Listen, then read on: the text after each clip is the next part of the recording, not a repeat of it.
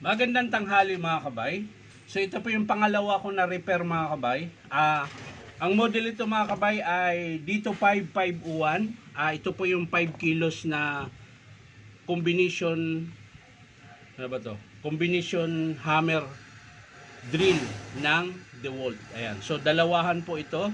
Meron po siyang hammer tsaka chipping. Ayan. So ito po yung 5 kilos na ito mga kabay. So iti-testing natin. Ayan po, yun po yung under niya, pigil. Ayan o.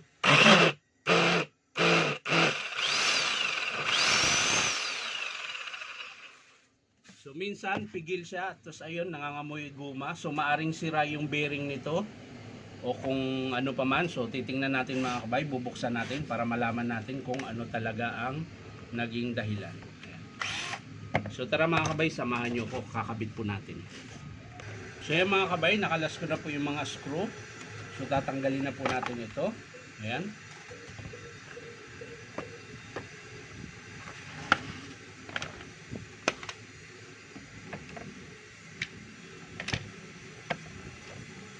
So titingnan natin ngayon mga kabay kung bakit ganun yung andar niya. Ayan, matigas.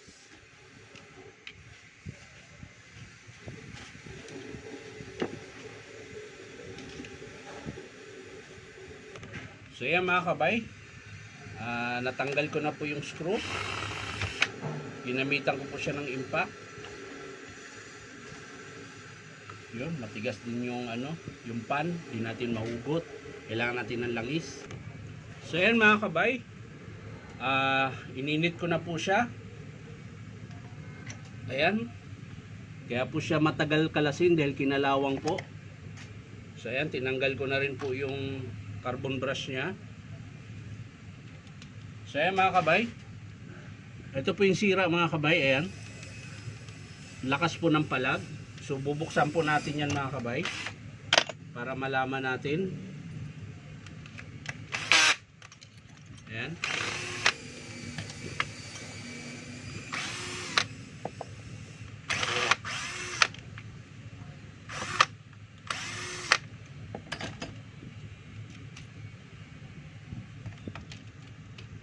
Mahugot natin yung bearing mga kabay dahil matigas. Ayan. So sira po yung bearing niya. Ayan. Papansin nyo mga kabay. Ayan. Tanggal na po yung takip. Tapos durog na. Ayan. So yun po yung dahilan kung bakit pigil yung andar niya mga kabay. So ngayon, ipipress natin yan mga kabay. Susubukan natin palitan ng pan-testing ko na bearing. Kapag okay pa po yung hammer niya, yung tama, hammer tsaka chipping niya malakas. So ang papalitan lang natin mga kabay ay yung bearing lang. So titingnan natin mga kabay. Ipipress ko muna yung bearing mga kabay dahil matigas. So ayan mga kabay, tagal ko po nakalas. Hinasa ko pa po ng grinder yung bearing. Ayan. Kasi nung pinipress ko na po siya ay sumabog po yung bearing niya. Ayan. Durog na durog. Nakalas po yung gitna, so naiwan dito sa shafting. So ang ginawa ko, hinasa ko gilid-gilid ng grinder, pero syempre yung tamang-tama lang na hindi mo tamaan yung shafting. So ayan mga kabay, malambot na po siya. Tumigas ulit. Ayan. So kaya ko po nakalas yung bearing. So ayan mga kabay. Ayan. Ito po yung 608 na bearing. Ayan. So meron po kong pan-testing dito. Ayan. Sakto po yung 608. Malambot na po yan dahil ininit ko po siya. Ayan. So iti-testing na lang natin mga kabay. Pero sira din po yung pinaka-housing niya. So halimbawa kung gagana siya dito mga kabay, palitan natin ng 608 na bearing. Kahit gagana pa po yan, magpapalit din po tayo ng brush holder, pan. Ayan po. Sira po siya dahil ito po yung tumatama doon sa dito po. Kaya po siya nasira. So magpapalit din po tayo ng pan tsaka brush holder. Ayan. Yung cup niya, yung pinaka-bapol, okay pa po siya. Walang problema. So ngayon, babalik natin ulit to. At syempre, ayan, babalik natin. Brush holder. Balik natin. So ito pa pala mga kabayan, yung sleeve. Magpapalit din po tayo ng sleeve. So ayan, titingnan natin. Balik lang natin. So ganun po ang forma niyan mga kabay, pag kinabit nyo. At syempre itong baffle niya. Ayan. Tayo na makabit. Ayan, tabingi yung ano mga kabay. Kakasquat kanina.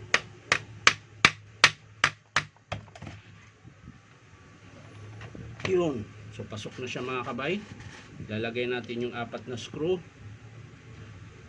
Ayan.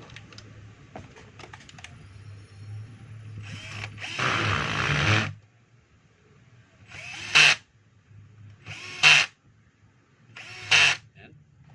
So balik natin yung pan mga kabay. Ayan, medyo tumatama na ito dahil nga po dun sa sira yung brush holder niya. Pero syempre babalik lang naman natin yan mga kabay kapag in-approve ng customer. Papalitan po natin siya ng bago.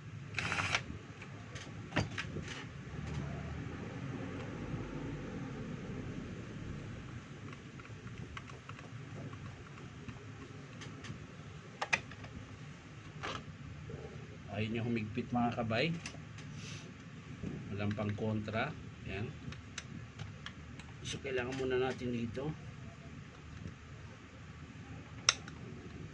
Pati tornilyo mga kabay, papalitan din natin yan. Ito po, yung tornilyo na yan.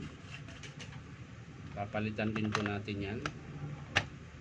So yan, babalik lang natin yung screw mga kabay. Yung screw. Yan.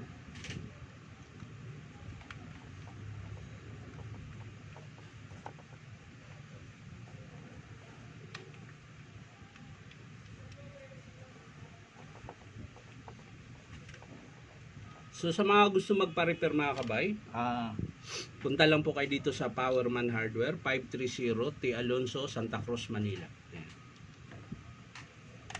So kung DeWalt user ka mga kabay, pre-estimate po tayo sa mga DeWalt lang po. Pero pag sa ibang brand po ay may bayad po yung estimate natin.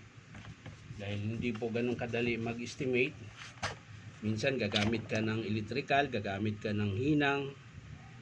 Pag nag-estimate, so kailangan merong bayad mga kabay. So nagpe-pre-estimate lang kami kapag DeWalt tsaka Black & Decker. Ayan. Stanley, yan kasama po yan. Pero pag ibang brand po, tulad ng Makita, lalo na yung mga piki na brand, yung gaya-gaya, yan. So may bayad po yun mga kabay. So ayan, babalik po natin yung kanyang carbon mga kabay. So ulitin ko, pag nagsikwat kayo ng carbon, gumamit po kayo ng ganito. Ayan, lumang lagari lang po ito mga kabay, lagarin pambakal. Asain nyo po ng paganyan. Para po hindi masisira yung spring. Hindi siya mapipwersa. Ayan. Ayan, lipat lang natin. Mali yung kabit ng field coil. Lalagay natin yung carbon brush. Ayan. Sa kabila din po, ganun din ang gagawin nyo. Ayan, hangat nyo yung spring.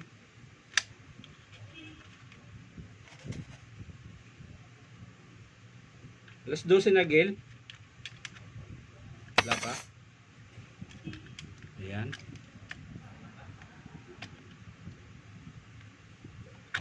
Lipat lang natin yung terminal ng field coil dahil mali yung pinagsuksukan ko. Malayo po doon sa terminal ng carbon brush. So dito natin ito ikabit.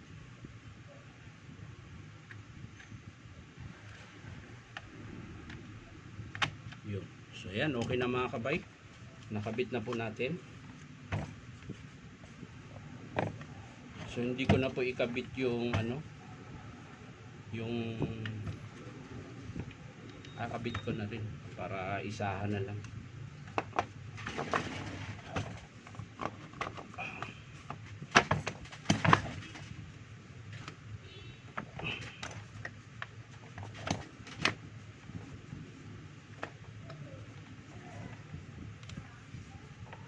lapat. Purong pa. Lalapat din yan mga kabay.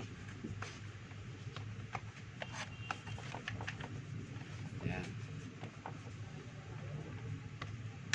Naikabit na kasi natin ito mga kabay, kaya medyo mahirap. Dapat nauna to kanina. So hindi nga siya mga kabay. So ang kailangan natin ay testing muna natin mga kabay. Ayan. Kailangan natin baklasin. Pero bago natin baklasin mga kabay, kailangan muna natin i-testing. Ayan.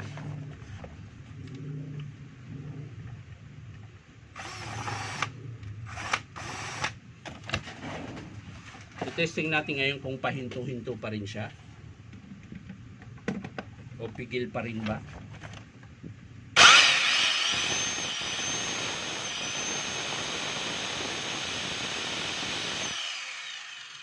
So hindi na po pigil yung andar niya. Ngayon aalamin na lang natin kung malakas po ba yung chipping niya tsaka yung hammer. Ayan. Yun po yung alamin natin mga kabay.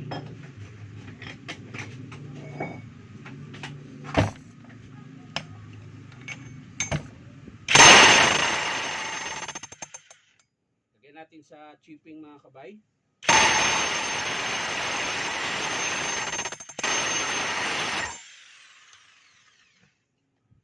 So okay pa po yung chipping niya mga kabay, malakas pa. So ang sira lang po niya talaga mga kabay ay yung kanyang bearing. Ayan.